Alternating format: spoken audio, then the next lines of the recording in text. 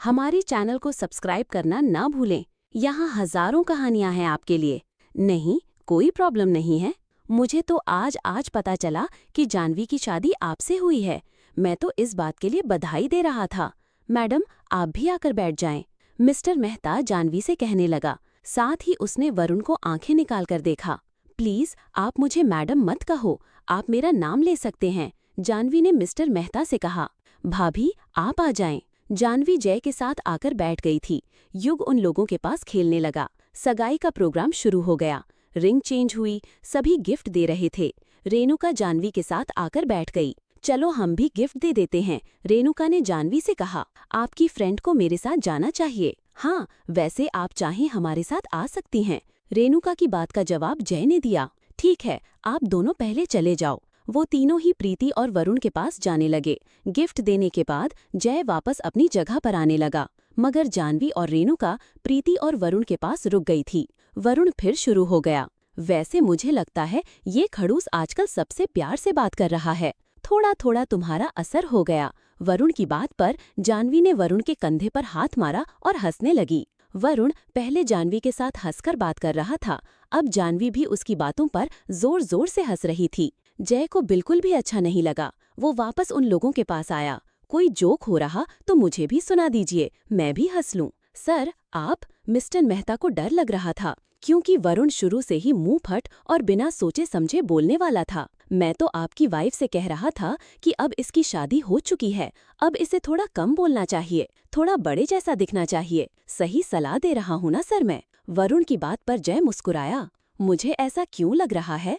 तुम मेरी टांग खींच रहे हो, जय ने अपनी पॉकेट में हाथ डालते हुए उसकी तरफ ध्यान से देखते हुए कहा। मैं आपकी टांग क्यों खींचूंगा सर? आप अपनी वाइफ को ले जाइए, मुझे थोड़ा सा खतरा फील होने लगा है, वरुण ने अपने बड़े भाई की तरफ देखते हुए कहा, जो उसे चुप होने का इशारा कर रहा था। उसकी बात पर जय ने जानवी की तरफ देखा, जो अपनी हंसी रोकने की पूरी कोशिश कर रही थी। जय को जानवी बहुत प्यारी लग रही थी। वैसे सर, मैं आपसे एक बात पूछूं? वरुण ने कहा। वरुण की बात पर मिस्टर मेहता को टेंशन होने लगी। बातें हम फिर करेंगे, हमें घर पर जाना है फंक्शन खत्म करके, मिस्टर मेहता ने कहा। कोई बात नहीं, कहने दो। जयराज का मूड सचमुच सभी से बातें करने का था। आप इतनी दाढ़ी और मूछें थोड़ी सी ज्यादा बड़ी नहीं रखते, इनका साइज कम होना चाहिए। अच्छा, उसका क्या फायदा? जयराज ने कहा। एक तो आपसे थोड़ा डर लगता है, मतलब बड़े भाई तो आपसे बहुत डरते हैं, देख रहे हैं ना आप इनका चेहरा। और मुझे लगता है जानवी को भी डर लगता होगा, वरुण ने कहा। जानवी, जो हंस रही थी, एकदम चुप हो गई। मिस्टर मेहता, आप मेरी दाढ़ी और मूछों से डरते हैं? नहीं सर, मैं आपसे डरता नहीं हूँ, मिस्टर मेहता ने कहा। क्यों झूठ बोलते हो भाई? दुनिया में आप किसी से डरते हो तो सिर्फ और सिर्फ सर से डरते हो। मुझे लगता है कि शादी भी इसीलिए नहीं करते क्योंकि अभी तो सिर्फ सर से डरते हैं, फिर उनकी बीवी हो जाएगी तो बीवी से डरना होता है। तुम प्रीति से डरोगे? जय ने उससे पूछा। मैं तो जब से ये मेरी गर्लफ्रेंड बनी है, मैं तो इससे बहुत डरता हूँ। सिर्फ इसी से नहीं, इसकी तो सहेलियों से भी, क्योंकि मुझसे ज्यादा ये इन लोगों की सुनती है। वरुण ने प्रीति की तरफ देखा, फिर वो जानवी और रेणुका की तरफ देखने लगा। तो क्या आप नहीं डरते बीवी से? वरुण ने सवाल किया। जानवी, इनकी दाढ़ी मूछों से डरने की जरूरत नहीं है, वरुण ने जानवी को कहा। वरुण? मिस्टर मेहता फिर कहने लगा। मिस्टर मेहता को डर लग रहा था कि अभी वरुण पता नहीं क्या रहेगा। तुम 2 मिनट के लिए चुप हो जाओ, ये ऑफिस नहीं है, जय ने मिस्टर मेहता को टोका। वो मुस्कुराता हुआ चुप हो गया।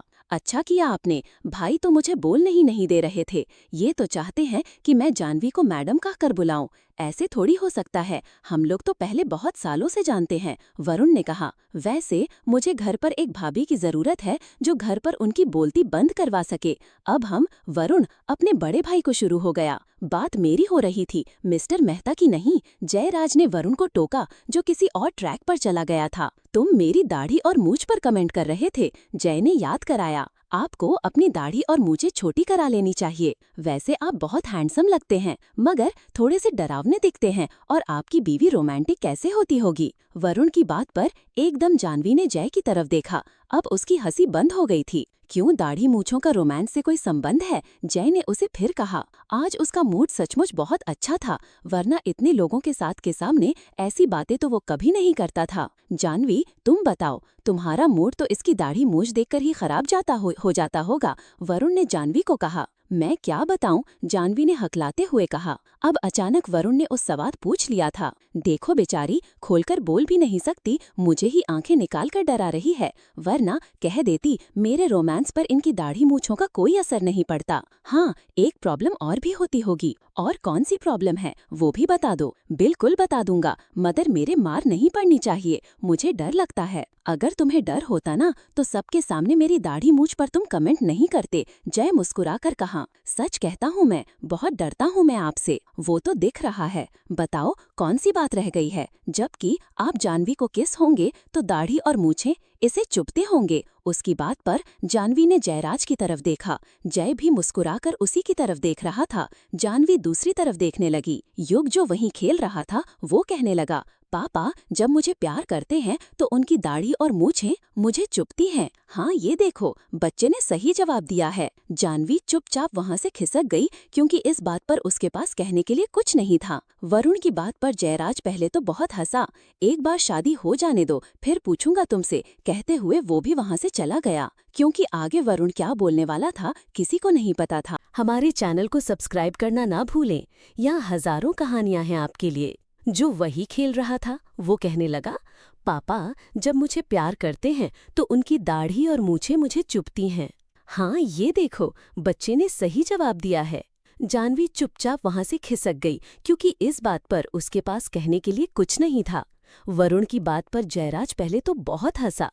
एक बार शादी हो जाने दो, फिर पूछूंगा तुमसे, कहते हुए वो भी वहां से चला गया। क्योंकि आगे वरुण क्या बोलने वाला था किसी को नहीं पता था। जयराज उसकी बातों पर बहुत हंस रहा था और मिस्टर मेहता को लगा कि इसके बाद वरुण का नहीं पता कि वो क्या कहेगा, इसीलिए उसने बातों को यहीं रोकना सही समझा। वरुण, आज के लिए बहुत हो गया, अब हम लोगों को घर भी जाना है। जानवी वहां से साइड हो चुकी थी। वो अपनी स्थिति बहुत अटपटी महसूस कर रही थी। उसे नहीं पता था कि वो इस हालत में क्या कहे, इसलिए उसने साइड होना ही ठीक समझा। जय भी वापस अपनी जगह पर आ चुका था। वो जानवी को तरह तरह ढूंढ रहा था, मगर वो उसे दिखाई नहीं दी। प्रोग्राम खत्म हो चुका था। वे सभी वापस आने की तैयारी में थे। तभी युग जानवी के पास गया। मामा, आपको डैड बुला रहे हैं। जानवी युग के साथ बाहर आ गई। चले जानवी, जय ने समय देखकर कहा। आप लोग जाओ, जानवी और युग बाद में आ जाएंगे। तभी प्रीति और वरुण वहां आए थे। प्रीति ने कहा, अब इनका क्या करना है, प्रोग्राम खत्म हो चुका है। जय ने कहा, करना तो कुछ नहीं, बस ऐसे ही। मैं बताता हूँ डैड क्या करना है। रेणुका मौसी कह रही थी सभी के जाने के बाद बैठकर गिफ्ट खोलकर देखेंगे साथ में। जय ने युग की बात सुनी थी। कोई बात नहीं, गिफ्ट तुम लोग कल खोल कर देख लेना। जयराज ने हंसकर कहा, अभी मैं आपकी दोस्त को ले जा रहा हूँ, चलो जानवी। आ जाओ जानवी, तुम्हारे बिना सर का मन नहीं लगेगा। वरुण ने बीच में अपनी टांग अड़ाई। मैं देख रहा हूँ तुम्हारी जबान कुछ ज्यादा ही चल रही है। जयराज ने वरुण की तरफ देखा। इसे मैडम नहीं तो कम से कम भाभी कहो, जयराज ने उसे टोका। मगर हम तो दोस्त हैं। बिल्कुल भी नहीं, तुम इसकी दोस्त के होने वाले पति हो, और मैं कितना खतरनाक हूँ तुम अच्छे से जानते हो। जो लोग मेरी बात नहीं मानते, ये तो जबरदस्ती है यार। वैसे मैं ऐसे भाभी क्यों कहूँ, ये तो मेरी साली है। तो बहन कह सकते हो। बात क्लियर है कि मैं जानवी का नाम नहीं ले सकता। जयराज ने पॉकेट में अपना हाथ डाला और बड़े स्टाइल से सिर हिलाया। आप जिद कर अड़ रहे हैं। वरुण कहाँ पीछे हटने वाला था।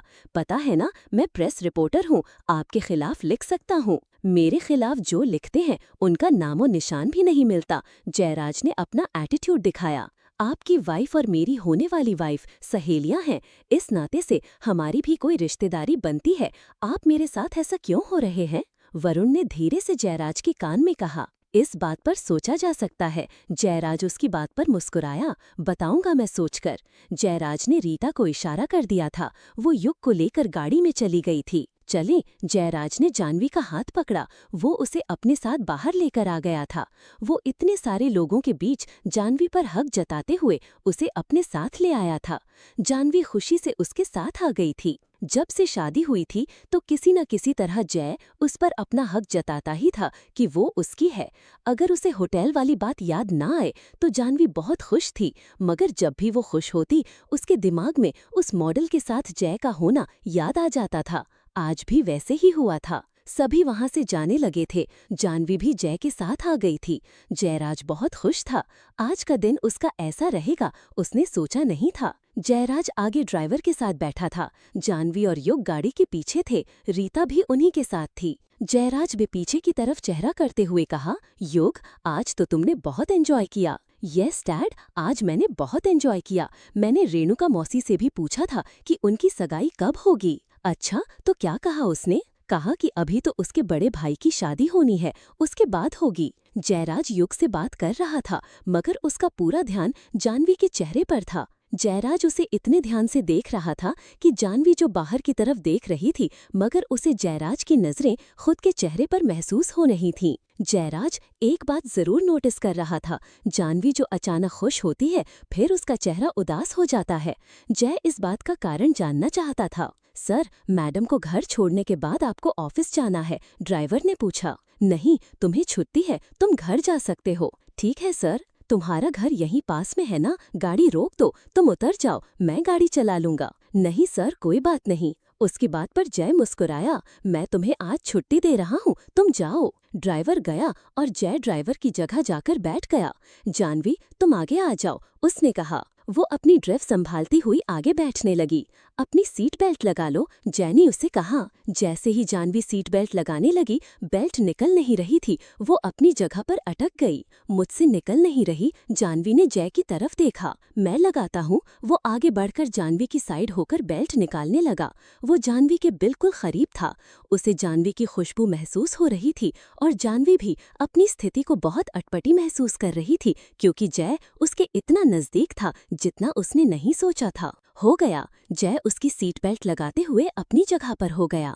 हमारे चैनल को सब्सक्राइब करना ना भूलें। यहाँ हजारों कहानियां हैं आपके लिए। वो अपनी ड्रेस संभालते हुए आगे बैठने लगी। अपनी सीट बेल्ट लगा लो, जय ने उसे कहा। जैसे ही जानवी सीट बेल्ट लगाने लगी, बेल्ट निकल नहीं रही थी। वो अपनी जगह पर अटक गई। मुझसे निकल नहीं रही। जानवी ने जय की तरफ देखा। मैं लगाता हूँ। वो आगे बढ़कर जानवी की ओर झुका और बेल्ट निकालने लगा। वो जानवी के बिल्कुल करीब था। उसे जानवी की खुशबू महसूस हो रही थी और जानवी भी अपनी स्थिति को बहुत अटपटा महसूस कर रही थी, क्योंकि जय उसके इतना नजदीक आया जैसा उसने नहीं सोचा था। हो गया, जय ने उसकी सीट बेल्ट लगाते हुए अपनी जगह पर आ गया। गाड़ी चलाते हुए जय बार बार बगल में बैठी जानवी को देख लेता। उसके दिल की भावना उसे खुद ही पता थी। वो उस नाजुक सी लड़की के प्यार में था और इस बात को स्वीकार करना जरूरी था। वो बहुत जल्दी इस प्यार को स्वीकार करने के बारे में सोच रहा था। जैसे ही वे घर पहुंचे, जया और राजन लॉन में बैठे थे। अंश और निशा उनके पास खेल रहे थे। जय और जानवी को साथ में देखकर राजन और जया दोनों के चेहरे पर मुस्कान थी। क्यों, मेरे बेटे की खुशी उसके चेहरे पर है, राजन ने जया से कहा। कब तक सुनाएंगे आप मुझे कि आपका फैसला सही था? नजर लग जाएगी मेरे बेटे को, बार बार मत कहिए, जया ने कहा। जय ही नहीं, साथ में युग भी बहुत खुश है, राजन ने फिर कहा। अंश और निशा दोनों भागते हुए युग के पास गए। तुम कहाँ गए थे? अंश ने उससे पूछा। आज मेरी मौसी की सगाई थी, मैं वहाँ गया था, युग ने कहा। तीनों बच्चे वहीं रुक गए और बातें करने लगे। रीता उनके पास वहीं पर रुक गई थी। जय और जानवी दोनों राजन और जया के पास आ गए। आओ बैठो बच्चों, जया ने उन दोनों से कहा। तुम दोनों साथ में? तुम्हारी तो आज फ्रेंड की सगाई थी, जया ने जानवी से पूछा। ये पूछो मॉम, किसके साथ थी? जानवी से पहले जय कहने लगा। मिस्टर मेहता के छोटे भाई वरुण के साथ, जया ने बताया। क्या सच में? तो प्रदीप कब शादी कर रहा है? राजन ने कहा। पता नहीं, मुझे तो नहीं लगता कि वो शादी करेगा। वरुण तो कहता है कि उसने काम के साथ शादी कर ली है, जयाराज ने बताया। तभी समर और ऋषभ दोनों अंदर से बाहर लॉन में आए। तुम दोनों भी आज घर पर हो? जय ने कहा। हाँ, बस थोड़ी देर पहले आए हैं। वे भी उन लोगों के पास आकर बैठ गए। थोड़ी देर में जय और माला भी वहीं आ गईं। पूरी फैमिली एक साथ लॉन में बैठी थी। जेठ जी, मुझे आपसे बात करनी थी, रेखा ने कहा। रेखा की बात पर जय ने उसकी तरफ देखा। हाँ कहो रेखा, आपको याद है ना, हमारे यहाँ जो सिक्योरिटी गार्ड हुआ करता था, जिसकी हमारे घर में काम करते हुए पैर में फ्रैक्चर हो गया था? हाँ तो उसकी बेटी की शादी है, वो आया था, वो शादी में हेल्प मांग रहा था। मैंने उसे हाँ कह दिया। आपने कहा था उस वक्त कि उसकी बेटी की शादी का सारा खर्चा आप करेंगे। जय ने जानवी की तरफ देखा। सिक्योरिटी गार्ड की बेटी की शादी है, उन्हें जो शॉपिंग, जो सामान चाहिए, ज्वेलरी सब दिलवा दो और बिल मिस्टर मेहता को दे देना। अगर ऐसा कोई भी काम हो तो आप लोग जानवी से बात कर लेना, वो देख लेगी। ठीक है, आप मुझे बता देना, जानवी ने कहा। रेखा और माला ने एक दूसरे की तरफ देखा। उन्हें बहुत बुरा लगा कि कल की आई इस लड़की की अहमियत उनसे ज्यादा होने लगी है। और हाँ जानवी, कल से अपना कॉलेज ज्वाइन करो और तुम भी कल से स्कूल जाना शुरू करो। युग जो पास आ गया था उसे कहा। युग जानवी की गोद में बैठ गया। मामा, कल हम साथ में जाएंगे, उसने जानवी से कहा। तुम अपनी मामा के चमचे बन रहे हो, मेरे पास तो आते ही नहीं। जय ने युग का हाथ पकड़कर अपनी तरफ खींचा। डैड, हम छुट्टी के दिन फिल्म देखने चलें। ठीक है, हम सब चलेंगे, रेखा ने कहा। नहीं, मैं, मामा और डैड हम तीनों जाएंगे। ठीक है, मगर छुट्टी के दिन चलेंगे। अब तुम दोनों की कॉलेज और स्कूल से एक भी छुट्टी नहीं होनी चाहिए। जय की बात पर युग और जानवी दोनों मुस्कुराए। जया और राजन दोनों एक दूसरे की तरफ मुस्कुरा कर देख रहे थे। उन्हें जय का फैमिली में इंटरेस्ट लेना अच्छा लग रहा था। बेटा, एक दिन हम लोगों को हमारे गांव भी चलना चाहिए।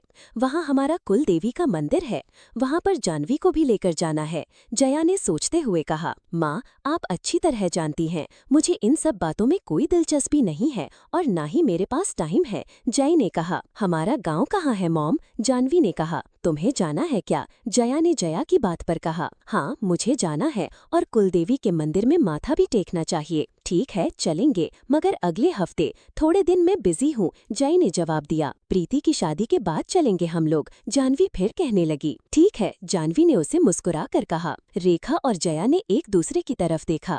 माला वहाँ से उठकर अंदर चली गई और उसके पीछे ही रेखा चली गई। जयराज तो जानवी की मुट्ठी में होता जा रहा है, माला ने कहा। अगर ऐसा रहा तो देख लेना, इस घर में हमें कोई नहीं पूछेगा। बिजनेस में जयराज की चलती है और घर पर जानवी की चलेगी। उस लड़की को हमारे सास ससुर तो पहले ही ज्यादा पसंद करते हैं। मैं ऐसा कभी नहीं होने दूंगी, रेखा ने कहा। तो हम क्या करेंगे? पहले जब जानवी इस घर में नहीं थी तो जयराज ने कभी किसी चीज में दिलचस्पी नहीं ली थी। अगर उसे कोई काम होता तो हमेशा कहता कि हम लोग देख लेंगे। मगर देखो कैसे उसने उस सिक्योरिटी गार्ड की लड़की की शादी के लिए जानवी को कहा। अभी तो वो नई आई है, थोड़े ही दिनों में वो हम पर हुक्म चलाएगी। एक हमारे पति भी तो निकम्मे हैं, कोई किसी काम का नहीं है। रेखा और माला दोनों को गुस्सा था। वे हर काम जयराज से पूछकर करती हैं। जयराज जानवी से नफरत करने लगे जैसे वो अलीशा से करता है। रेखा अपना दिमाग चलाने लगी थी। हमारे चैनल को सब्सक्राइब करना ना भूलें। यहाँ हजारों कहानियां हैं आपके लिए। पहले जब जानवी इस घर में नहीं थी तब जयराज ने कभी किसी चीज में दिलचस्पी नहीं ली थी। अगर उसे कोई काम होता तो वो हमेशा कहता, हम लोग देख लेंगे। मगर देखो कैसे उसने उस सिक्योरिटी गार्ड की लड़की की शादी के लिए जानवी को कहा। अभी तो वो नई आई है, थोड़े ही दिनों में वो हम पर हुक्म चलाएगी। एक हमारे पति भी तो निकम्मे हैं, कोई किसी काम का नहीं है। रेखा और माला दोनों को गुस्सा था। वे हर काम जयराज से पूछकर करती थीं। जयराज जानवी से नफरत करने लगा जैसे वो अलीशा से करता था। रेखा अपना दिमाग चलाने लगी थी। मुझे चेंज करना है, कहते हुए जयराज अपनी जगह से खड़ा हो गया। ठीक है, चेंज कर लो, जया ने मुस्कुराकर कहा। वो वहां से अंदर की तरफ जाने लगा। तुम दोनों को चेंज नहीं करना क्या? जयराज ने पलटकर जानवी की तरफ देखा। जाओ बेटा, तुम भी चेंज कर लो, राजन ने जानवी से कहा। राजन और जया ने एक दूसरे की तरफ मुस्कुरा कर देखा। चलो मॉम, चलते हैं, युग ने कहा। मैं अभी आता हूँ, चेंज करके फिर खेलूंगा, वो निशा और अंश से कहता हुआ जानवी का हाथ पकड़कर अंदर जाने लगा। उनके जाते ही राजन जया से कहने लगा, देख रही हो अपने बेटे का हाल, दिखाई दे रहा है, उसने हंसकर कहा, जैसे तुम थे।